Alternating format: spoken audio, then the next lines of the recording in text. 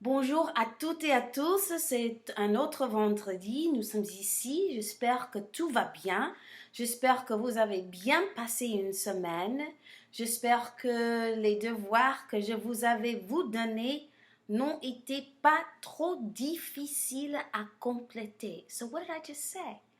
I said, hey you guys, it's another Friday, and I'm asking you guys how you're doing, I'm asking about your week, I'm asking that I hope that the work that I gave you wasn't too difficult.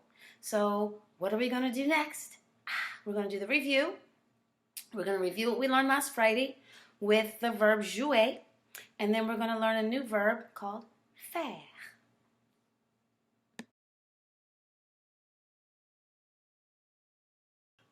Alors, qu'est-ce qu'on se souvient du verbe jouer? What do we remember about the verb jouer?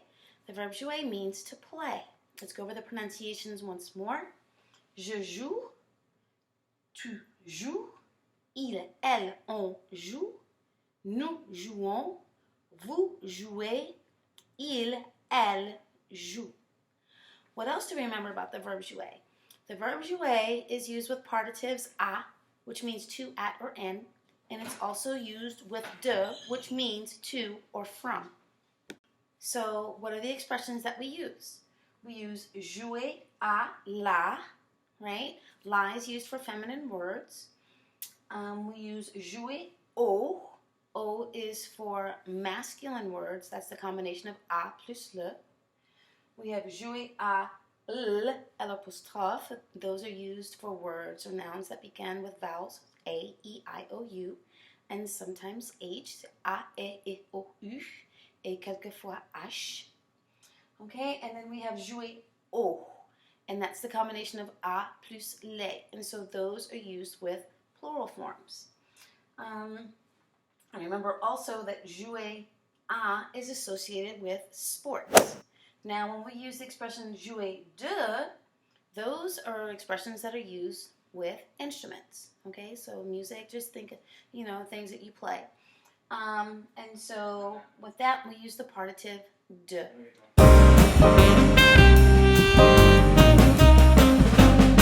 And so we have the expression de la. Jouer de la. Jouer du, right? It's kind of like au, but it's de plus le. De plus le. So, the noun or the instrument that is being played is masculine.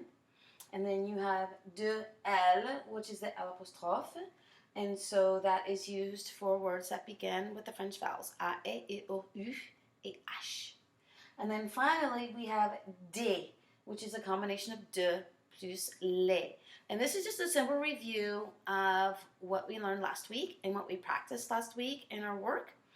Okay, and now we're going to move on to the new verb that we're going to be learning, and that verb is faire. Faire means to do or to make. So you have options with that verb that you use with the expression.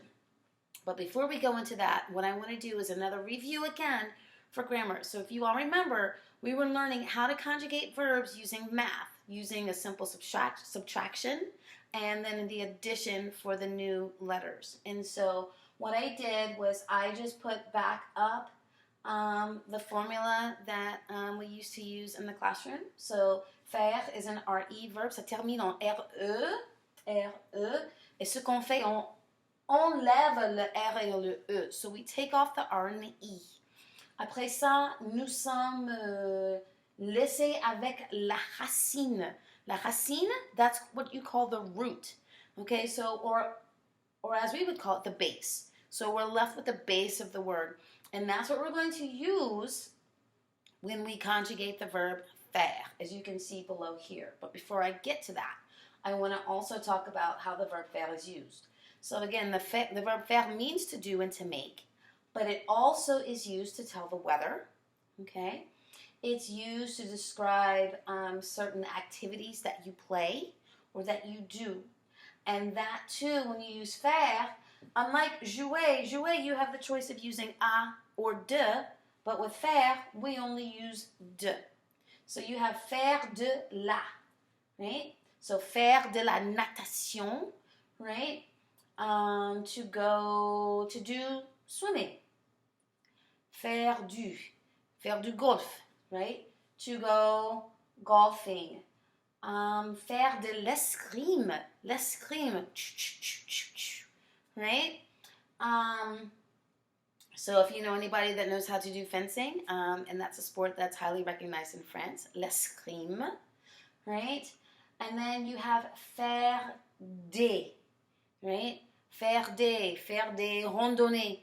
Maybe you like to go on mini hikes, right? So that will be used as an expression for things that are done in multiples. Okay, so now back to the conjugation of the verb faire.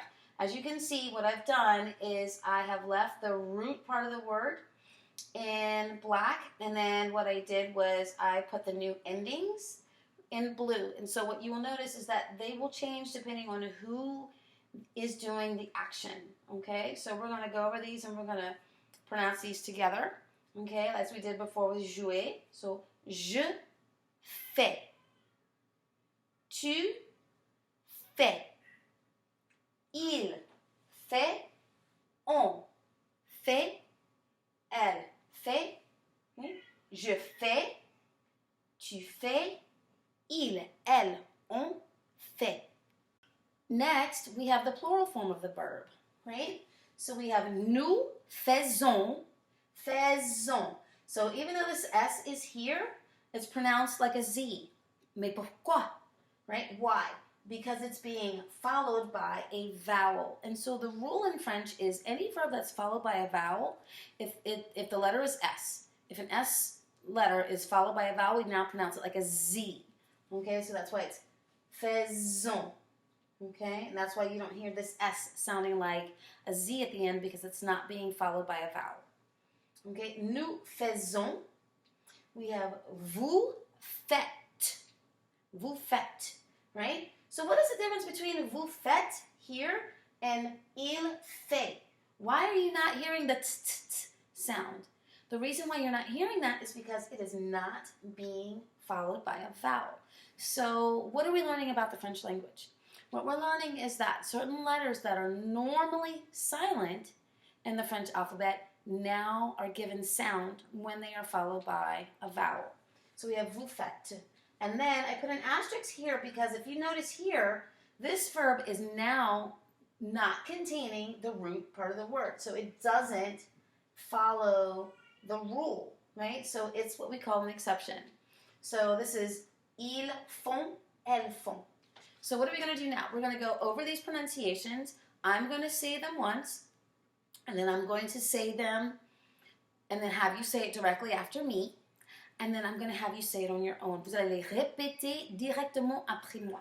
Je vais le faire la première fois. La deuxième fois, c'est moi et vous. La troisième fois, c'est à vous. Okay? So first time myself, second time me and you, and then third time, just you. Okay, on y va. Let's go. Je fais, tu fais, il, elle, on fait, nous faisons, vous faites, ils, elles font. Now, it's you and I. Okay, c'est à nous. It's for us. Je fais, tu fais, il fait,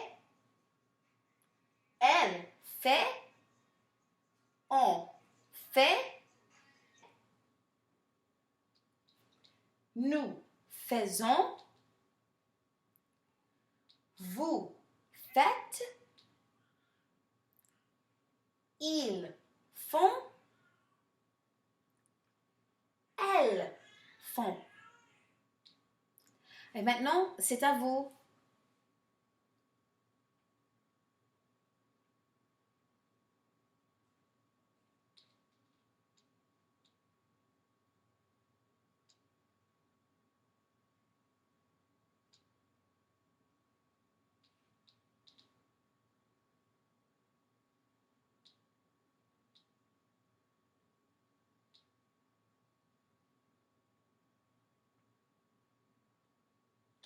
Super, vous êtes merveilleux dans votre travail. Et qu'est-ce que nous allons faire maintenant? Maintenant, nous allons regarder deux vidéos qui expliquent le verbe faire en jouant avec des activités.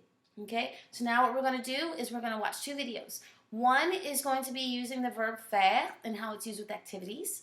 Okay, and the second video that follows up is a verb that talks about all of the famous or the popular activities that people do in France. Okay, all right, I hope you enjoy it. We'll be back. See you soon.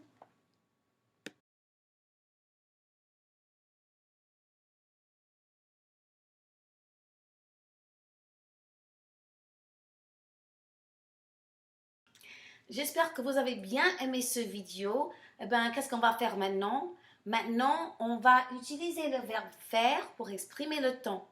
So now what we're going to use is the verb faire to express telling the weather. So before I told you that the verb faire means to do or to make, right? So in essence, this question here, quel temps fait-il, is asking what does the weather make?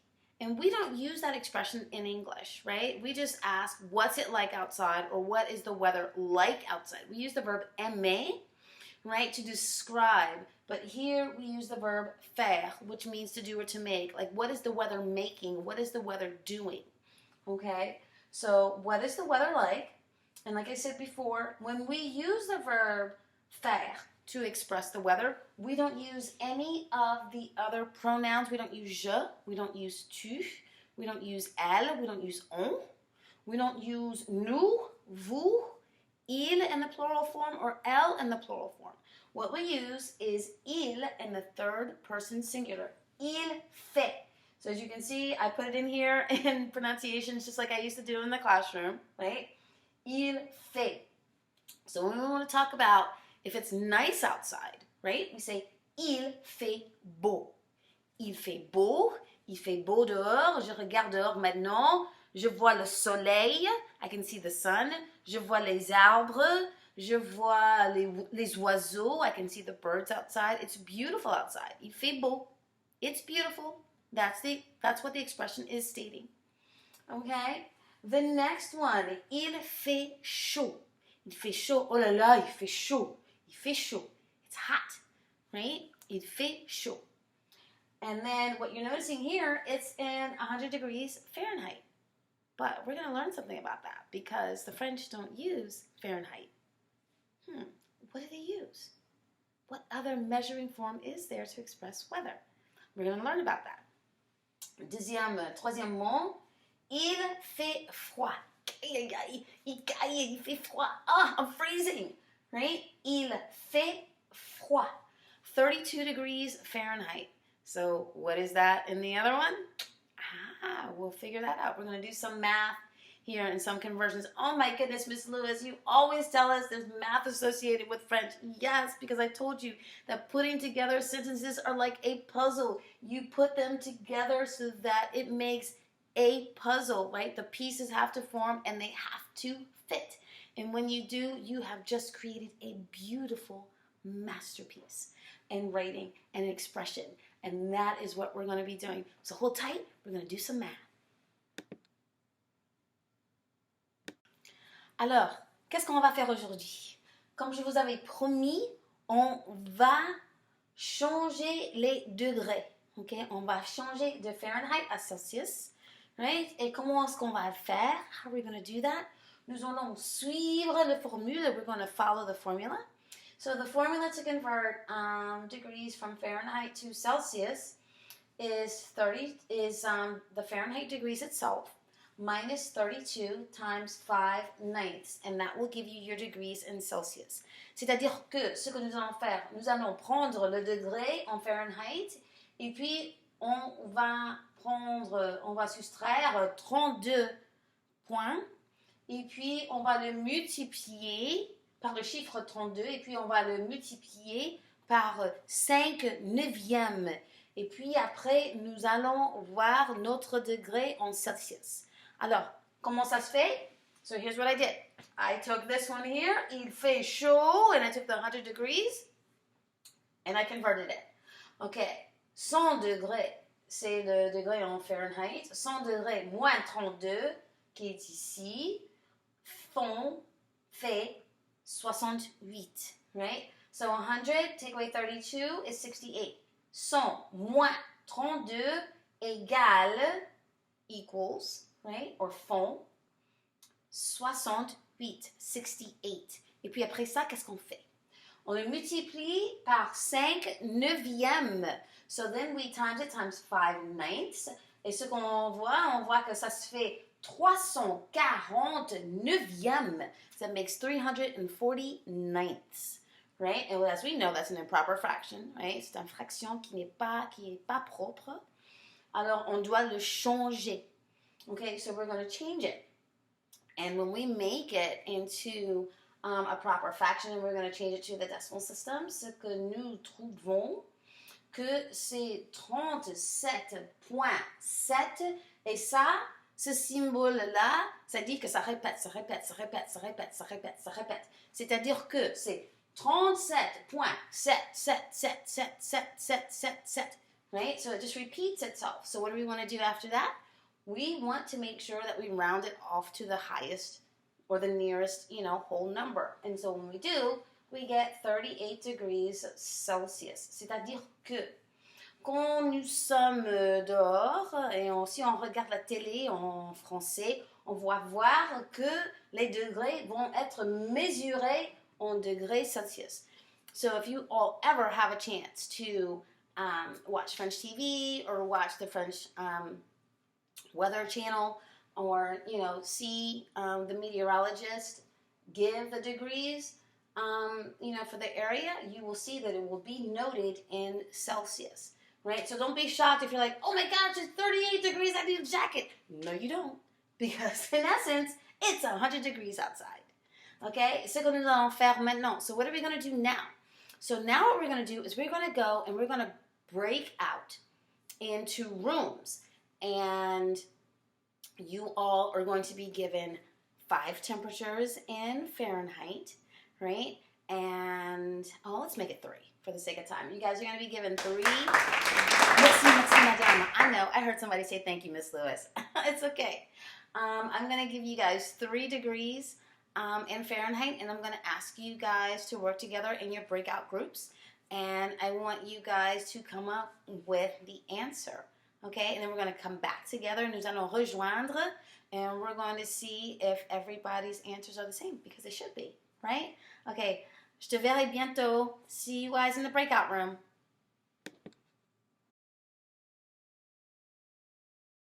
Okay, so I usually like to use realistic facts when we're talking about, anything that's cultural or anything that's relevant to today. So what I did was I asked Google what the temperatures were for today, chez moi, right, at my house, à Bladensburg, right, on la ville de Bladensburg, in the city of Bladensburg, et puis à Paris, and then in Paris, okay? So chez moi, and please keep in mind that these degrees are in Fahrenheit. So we're going to convert them to degrees in Celsius. C'est-à-dire que c'est 56 degrés chez moi, c'est 54 degrés à Bladensburg et c'est 71 degrés à Paris. Alors, quel temps fait-il en degrés de Celsius chez moi, à Bladensburg et à Paris? Nous allons nous mettre dans les groupes de breakout et nous trouvons les réponses. Allons-y.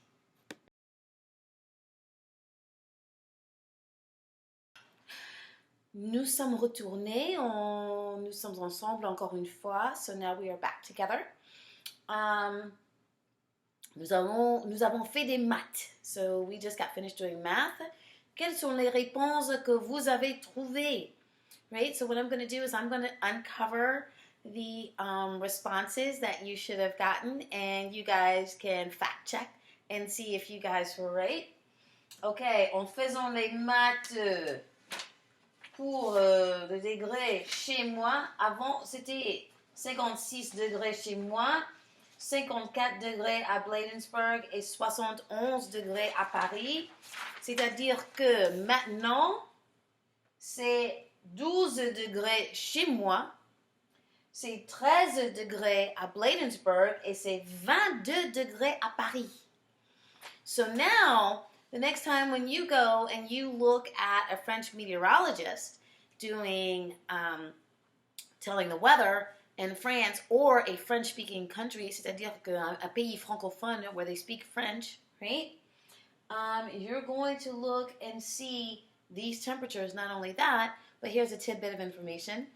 The United States is, I believe, the only country that uses Fahrenheit for weather, and the rest of the world uses Celsius.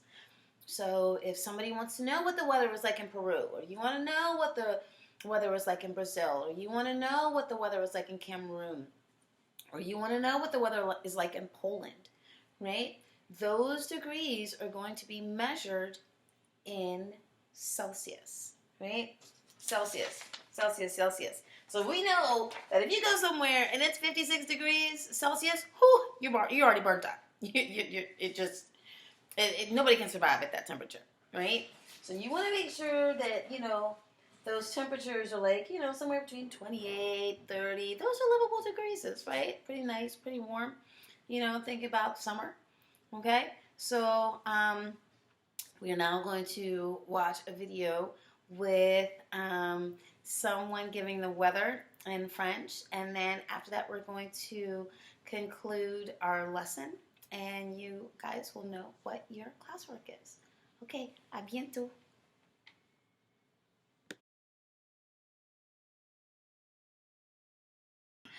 Et maintenant, pour le météo.